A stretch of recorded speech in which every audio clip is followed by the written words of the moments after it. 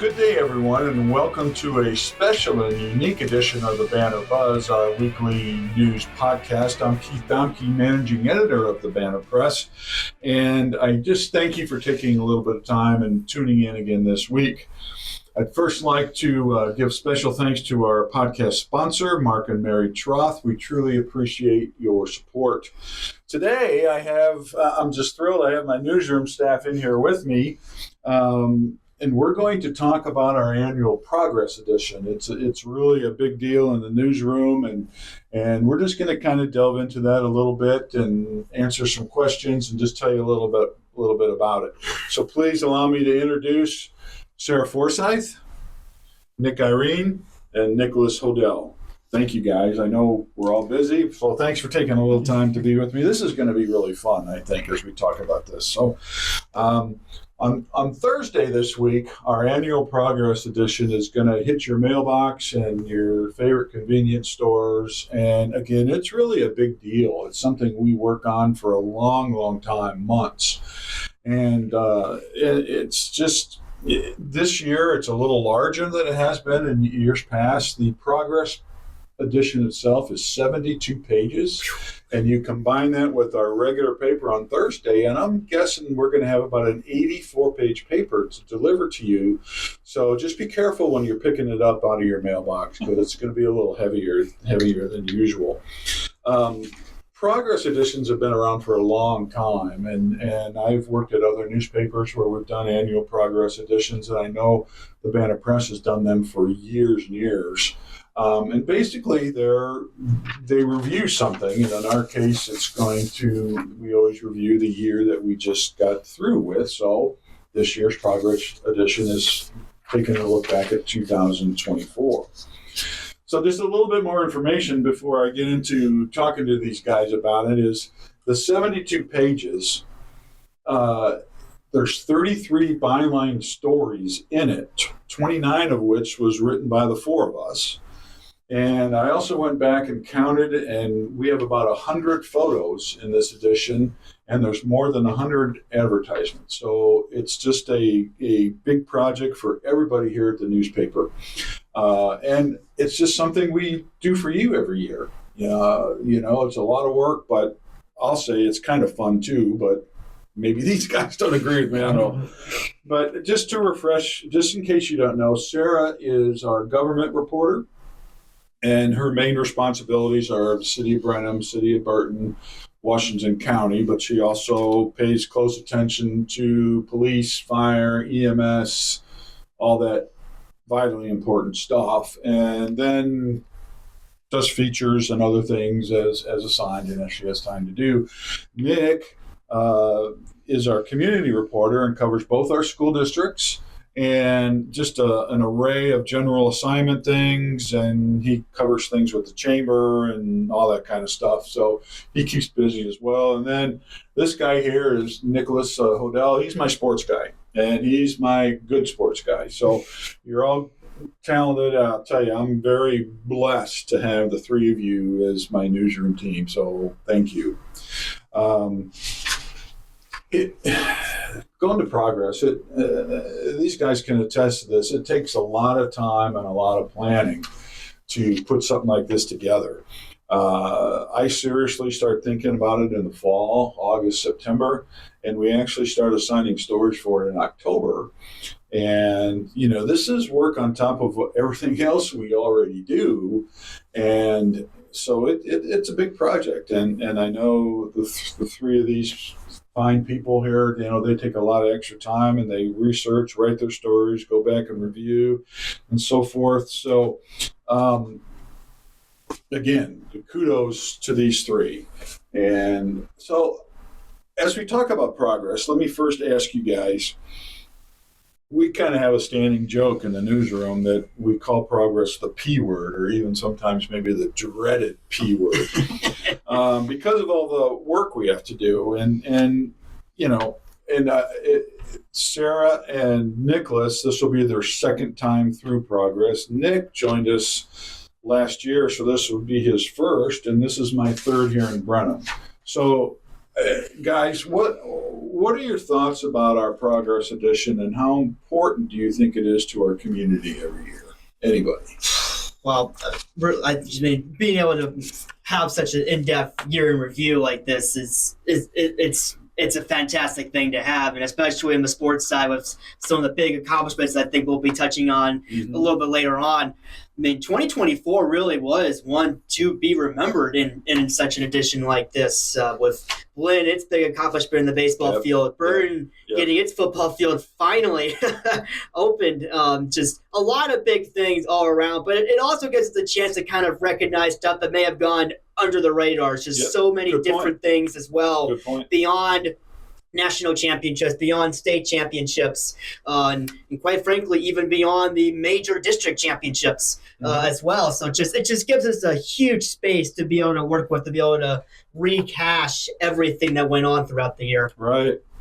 Nick, Sarah, thoughts? Well, building off what you said about things that go under the radar, I think that's one of the biggest things for government especially, is there are a lot of things that happen on a daily basis in government. Right. And there were things that you and I went back to and were like, wait, that was in 2024. It feels so long ago. Right. So being able to highlight those things, whether they're issues that haven't been resolved or they're issues that were actually celebrations that kind of got overshadowed, it's important to get to recap them.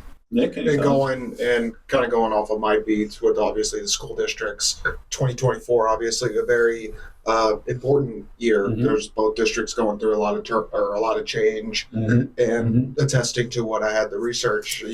Both school districts were kind of in some rough places.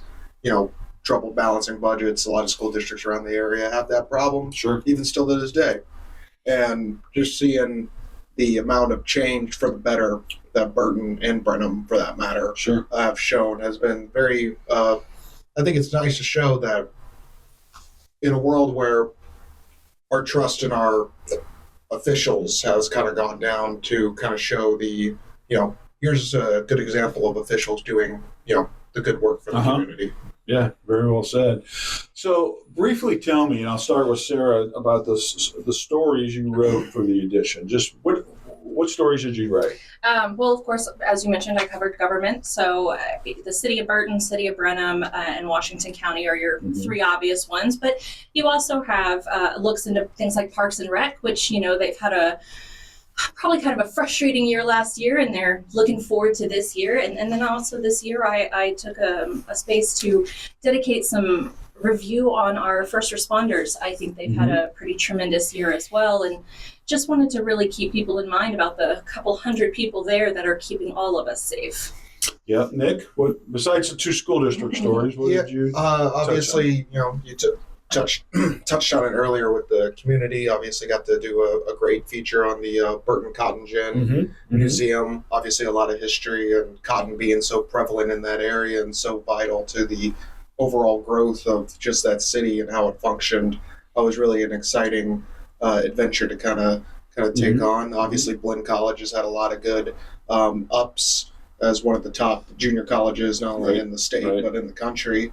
And it's just And I know all yours were sports related, but what specifically did you tackle? Right. So Brenham, Burton, Blinn, all their schools, we put all their sports into one big thing, and I truly did try to leave no stone unturned. I think every single sport in some way, some fashion got in here, which is one of the things that I really wanted to make a big point of when I stepped into the role and had progress. First on my plate last year was we got to make sure this is an all-encompassing thing. That's where Little League made its debut in last year's progress, through its big article, and also through the top 10 last year. We're happy to have it again in 2024. And also, I know we'll talk about this too more, but Blinn's national championship, we had to make sure we got all of that stuff in there, and we did through every single game compiled. That brings up kind of where I was going. I think one of the coolest things in this year's progress that you're gonna see here is that as we all know, Blinn baseball won the Division I JUCO World Series national championship, and Nicholas went back and compiled capsules from all 64 of Blend's games. Yes. And we put that in the sports section of Progress.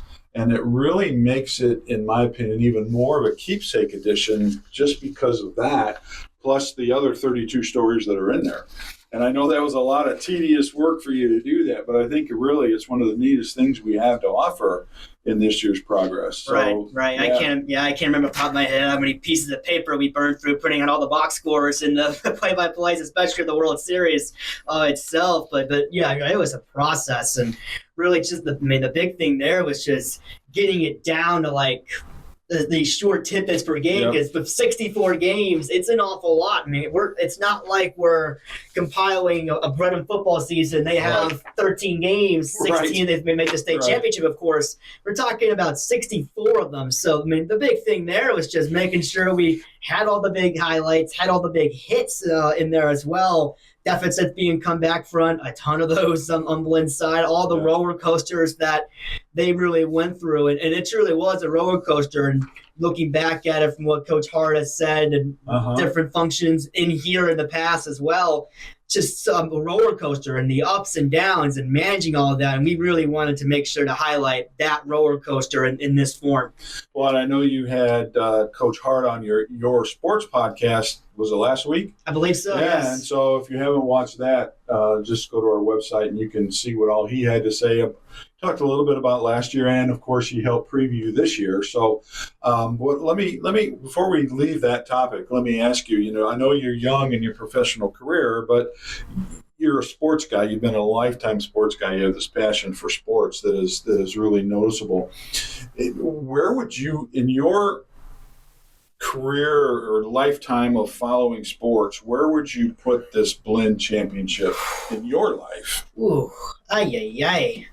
That's a great question, and man, I really don't even know where to tackle that, because you have to keep in mind too that I got to do so much cool stuff in college as well, and so I mean, like, you have to kind of filter all of that through there, and of course, you mentioned the lifetime of sports.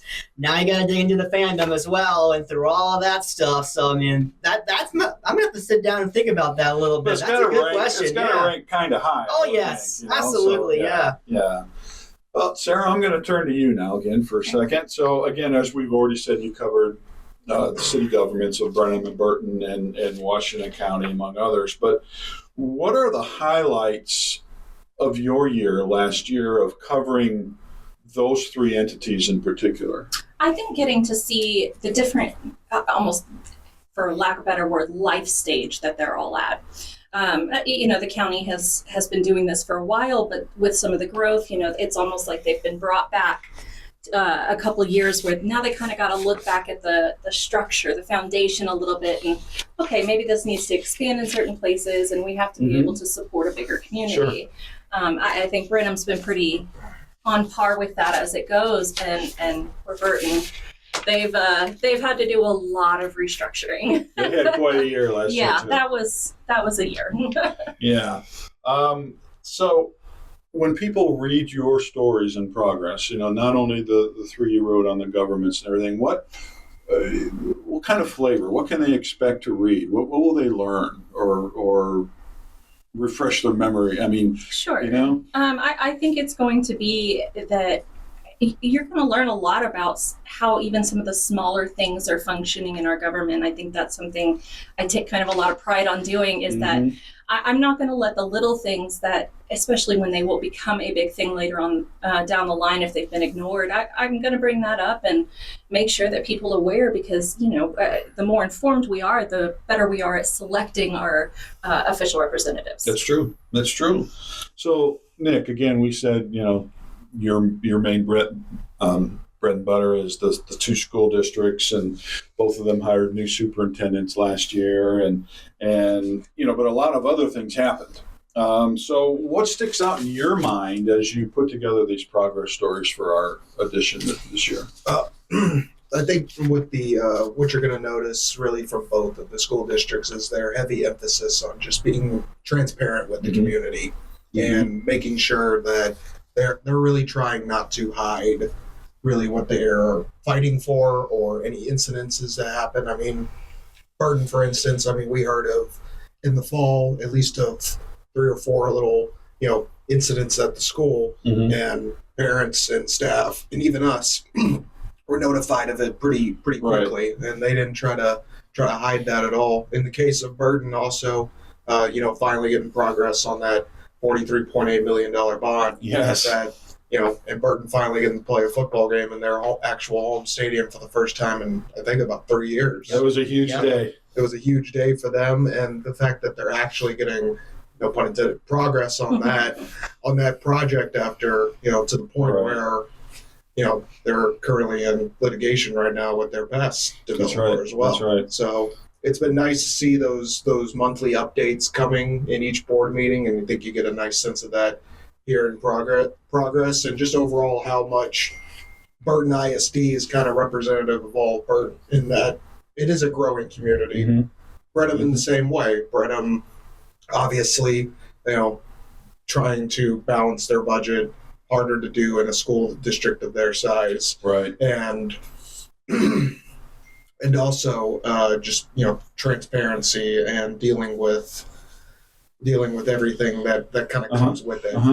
I know, you mentioned transparency, and I know under these 2 new administrations in our school districts, that's something that they really have worked hard on to improve, and I think we can see that improvement. And again, that's just such an important thing for everybody involved, not only us as the media source, but for the parents and the students and, the whole staff there as well.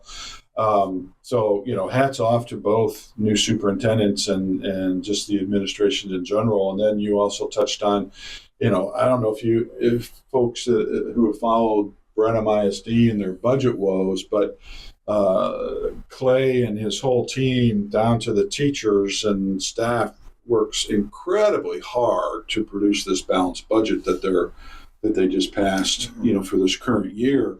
And that came after 2 years of just extreme deficit budgets that they passed, and so, again, kudos to them.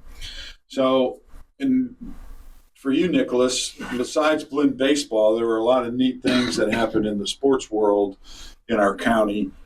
So briefly touch on a couple of those, will you? Yeah, and I'm going to give you kudos for the front of progress that really kind of really accentuates all of this thing with the photos you selected with what Jacoby Dixon was able to do on the gridiron and the outstanding season he had.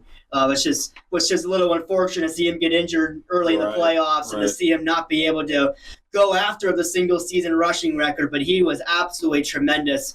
Kellen Dortek as well on the bottom of C1, essentially on the sports photo page, being named an All-American in the volleyball court, which they are putting together a string of attacking All-Americans there at Blinn volleyball. It seems like a pipeline is starting to come there, and it's continuing from what McKenna Lou was able to do as well. So just another outstanding year as well for Blinn on the volleyball court. Of course, get yourself the little kiddos and the little leaguers. It's always a treat this summer to see all those little league atmospheres come to life. And then also for me, Burton volleyball going to the regional final.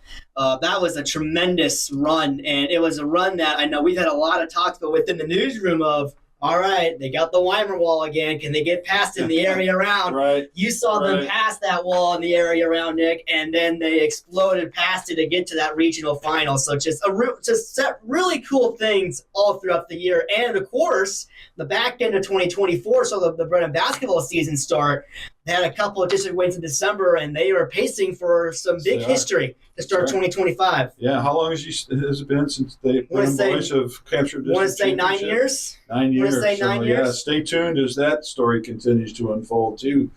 So a lot of great things we're talking about, but I'd like to turn our attention to what's my favorite part of the Progress Edition. It's when we reveal our top 10 stories of 2024.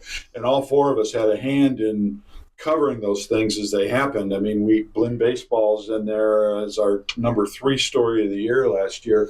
But I want to ask Sarah, because she had the unfortunate assignment of covering the DPS office tragedy in April.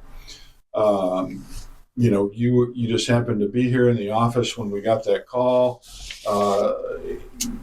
You went out there and spent the day out there and just kind of witnessed that whole thing unfold after the original, after the semi plowed into the office building. So, and of course, as we know, 2 people ended up losing their lives. There were several people injured. That building was just literally destroyed. I mean, I know the shell's still standing, but, so what stands out in your mind? I mean, you were there for several hours, I know, Yeah. and it was a press day. So then you had to come back, Yep. And of course we held the paper because, we had to get this story to our readers. But, so you were out there a long time. And so what sticks out in your mind as you gathered your information, witnessed what you saw, what you heard, so what kind of a day was it like for you? So I think 2 things really stick out for me. I think the first is that, it was a very harsh awakening for all of us that Brenham's not immune to some of the horrific actions that certain people can take in their madness or anger. I think the other one was that we are incredibly blessed to have such a strong first responding community. Very true. It wasn't just our county that showed up. We had people from Waller County, Austin County. We had paramedics coming from all over the South Central region. Right. And seeing how well it was responded to, especially in the light of so many other tragedies that have gone on, it felt amazing to know that, I think I was about 2 or 3 minutes after the call that I showed up on scene, and it was already under control. They still had to evacuate patients, but the scene was under control. It was no longer considered danger. Well, unfortunately, that's kind of the not so fun part about our job when we have to go out and cover tragedies like that. And I know I've done that quite a few times in my career, and this wasn't your first rodeo either, unfortunately. But when you talked about the first responders, there were dozens of them out there, right? I mean, just literally dozens and dozens of people who helped at the scene doing their work, doing their job. I think overall there were probably close to 100 people between 5 different departments, I believe. But what was amazing to me was the incredible, almost ballet, if you will, where they were ready to take those patients into waiting ambulances who were not blocked by anyone else. It was a very coordinated response in the middle of absolute chaos. So you also kind of helped put together 3 of our other top 10 stories. Obviously, the DPS tragedy is our top story of the year last year by leaps and bounds. Unfortunately, it was our top story of the year. But you, other stories that you covered that made our top 10 list, the city of Burton's up and down journey, the through 2024, the couple of EMS department resignations we had, and then Ron Parker, who unfortunately, he retired from a career in police work, and then he passed away a few months later. So any quick thoughts on those before we move on to Nick and ask him a couple of questions? Well, I as I even named the city of Brenham's a part of theirs, is we had a lot of interims this year, so it was very much a year of interims. A lot of people stepped up to roles they didn't anticipate to have, and I think it's been pretty amazing to see how well everything has leveled and kind of continued going on despite changing hands, sometimes in a very big way, the way E911 did, of course, where we lost all the leadership at one time. Yeah. So again, just there's so much good stuff in this Progress Edition, and Nick, let me turn to you. We've already talked about the school districts, and both of those, the Burton School District, of course, it was kind of a combination between them finally being able to get the new stadium available for play, and Nicholas and I were there that night, and it was just a phenomenal night with everything involved.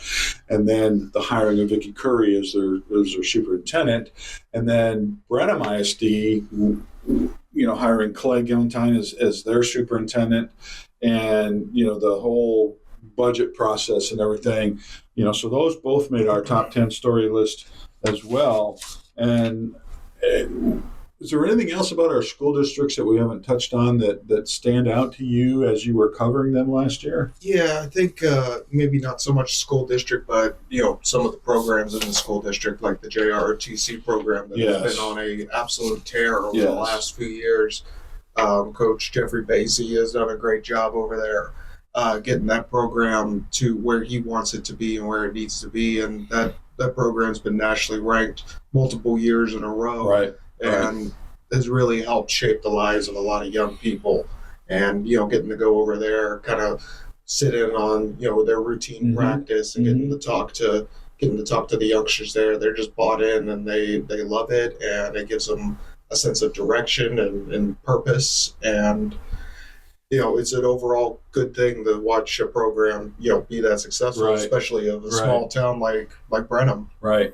Well, and we have a feature story on them in our Progress edition because of all the great accomplishments. And they were considered for a spot on the top 10, but they just didn't quite make it. So if there was such a thing as an honorable mention list, they would have been on the honorable mention list. So, and just to remind you folks, you're watching the Banner Buzz podcast, and we are here. My newsroom staff and I are here reviewing kind of 2024 and previewing our Progress edition, which comes out in Thursday's paper this week. So make sure you take a close look at that.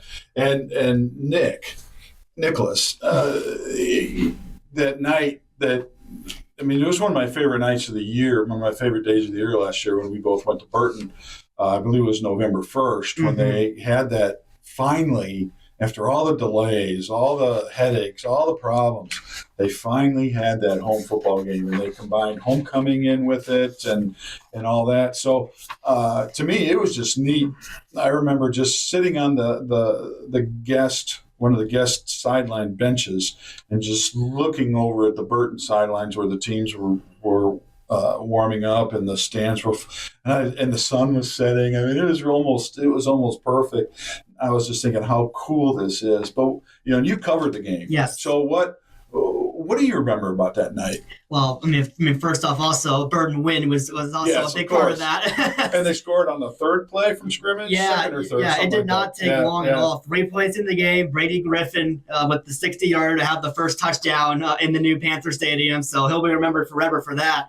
I'm sure. But just looking at the community of Burton packing the stands, it was overflow crowd within the small stadium that they have for the town of Burton, and it caught Coach Hody, it really touched him. Just seeing everything, even before the game, just hearing this pregame music blaring in the speakers and seeing everything come to life. That's really up there for me as a top memory of the entire year. Knowing what Burton has been through, and for me, not even seeing the whole journey of that, seeing just a couple of years of it, just seeing all of that, and for them to finally have that moment, that to me is one of the highlights of the entire year for this county. And of course, on that night, a lot of temporary things about it too, with some of the temporary bathroom fixtures and the concession stand fixtures as well. So it's only going to get better. That's right. For that community as more construction pops in. And remember, a new gym is supposed to come with that as well. Yep. So there's going to be more of those kind of moments in the near future for Bird, and that really makes me happy for that entire community. Yeah, and that story finished fourth on our top 10 list, the new stadium, and of course, coupled with that, the hiring of Vicky Curry. And I know, Nick, the school board, when they meet monthly, they provide those updates. And I know since they've got this new company came in and really kind of took charge and got everything back on track.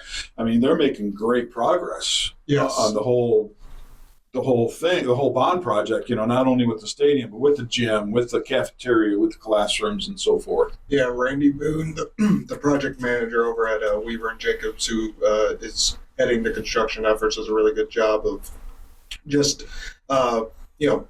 showing slides of this is what it looked like before, this is what it looks like now, this is what we expect it to look like by the end of the week or whatever. And just does a really good job of reinstalling that trust within their community. Right. And I think Vicky Curry in particular has done a really good job of just establishing that leadership, and being the forefront of Burton ISD heading into the future. And I think they're in extremely good hands as far as herself and the team and her team of the board and some of the staff hires that they have done as well. Right. I certainly agree with you there. And as we start to wrap up here today, through our conversations, we've mentioned 7 of our top 10 stories. And the 3 that we haven't mentioned which actually our number 2 story of the year, was the whole ordeal with the Bank of Brenham last year. They were ordered to cease and desist. They ignored that order, and things progressed. There was a court date set that, to my knowledge, still hasn't taken place. But just as interesting to me about this whole thing was that kind of there wasn't a whole lot of information shared to begin with. But then both sides, the OCC, a branch of the federal government, they stopped talking, and of course the Bank of Brenham stopped talking. And so we really don't have a whole lot of new information, but just the scope of that story landed in the number 2 spot. At number 6, we had the kind of bizarre story of our Mayfest king getting arrested for felony assault. And what's really interesting about that is Lucas Flynn. What's really interesting about that is that Mayfest is the first weekend in May, and he and Ribbon Jones, the Queen, were announced at the January Serenade. But this incident happened in April, before even Mayfest took place, and he represented Mayfest after this incident as its king. And again, this was one of those things that after some information came out, Mayfest Association decided not to tell us what was going on and so forth, but we did notice Sarah was at our lighted Christmas parade, and the Mayfest float did not have Mr. Flynn on it. So anyway, so that was a big enough story to land in the number 6 spot. And then number 9 was the Smithsonian exhibit that came to Brenham, and all the pomp and circumstance that went with it. The Crossroads Changing the World of America.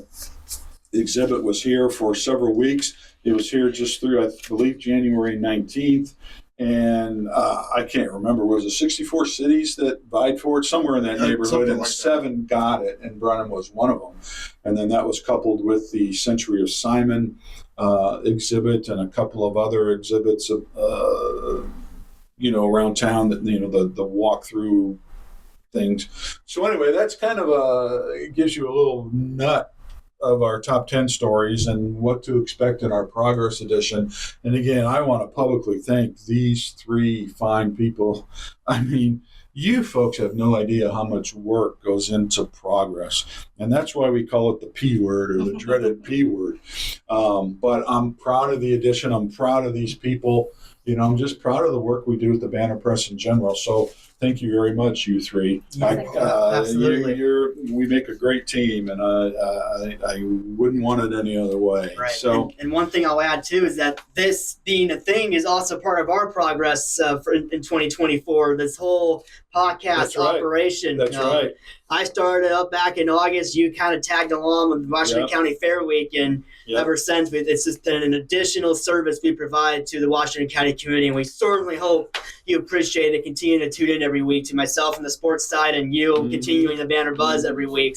I truly believe this has been a great addition to what we already do. And again, thank you for all who watch. Again, this is just one of the many ways that we connect with you and provide you with information. Sure, our bread and butter is our printed product, always has been, always will be. But through what we do online, on Facebook, and through these podcasts, and just word of mouth communication that we go out and in the public, it's no wonder that we're Washington County's leading news and information source. And again, these 3 people are a big reason for that. And you are too, because at the end of the day, no matter what we do it for you. We're the messenger. We're the county's messenger, and we're bringing you the news and information as we have it. I'd like to thank our sponsors once more, Mark and Mary Troth.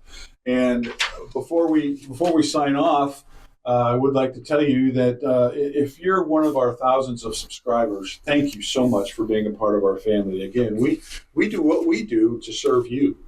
And we enjoy our jobs, and we think we're pretty good at our jobs. But again, we're here for you. And so if you ever have any story ideas or something, don't hesitate to give us a call or stop by the office. But if you're not a subscriber, I ask you to please consider doing so. Again, being the county's leading news and information source, you're not going to get your local news any other way in the depth we provide it, other than subscribing to our paper. And to do so, it's very easy. You just pick up the phone, call 979-836-7956. Again, that's 979-836-7956, and we'll be glad to take care of you, give you a year's subscription or whatever kind of subscription you want. It's cheap, it's affordable, and it's the great way to stay in touch with what's happening in Washington County. So again, I want to thank Sarah, Nick, and Nicholas. I'm Keith Domke, the managing editor of the Banner Press, and thanks for taking the time. Enjoy your Progress edition, and please look through it. Please, it's well worth your time to review what happened last year and to get a renewed grasp of what's happening in Washington County. So again, thank you. Have a great rest of the day and week, and we'll see you again soon.